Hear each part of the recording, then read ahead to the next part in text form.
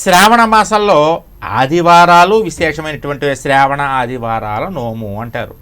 శ్రావణ మాసంలో సోమవారాలు విశేషమైనటువంటివే. అందుగురించి మనకి బిల్వాష్టకంలో చెప్తూ మాఘకృష్ణ చతుర్దశ్యాం పూజార్థంచ జగద్గురౌ దుర్లభం సర్వదేవానాం ఏకబిల్వం శివార్పణం. మాఘకృష్ణ చతుర్దశి రోజున, ఆ మహాశివరాత్రి రోజున శివుణ్ణి పూజించడం అనేది దుర్లభం సర్వదేవానాం, దేవతలకి అంత దుర్లభమైనటువంటిది, అంత విశేషమైనటువంటిది అని చెప్తారు. చెబుతూ తత్రాపి దుర్లభం చైవ నభౌ మాసేందు వాసరే అంటారనమాట. ప్రదోషకాల పూజాయాం ఏకబిల్వం శివార్పణం అంటారు. నభౌ మాసం అంటే శ్రావణ మాసం, ఇందువారము అంటే సోమవారం.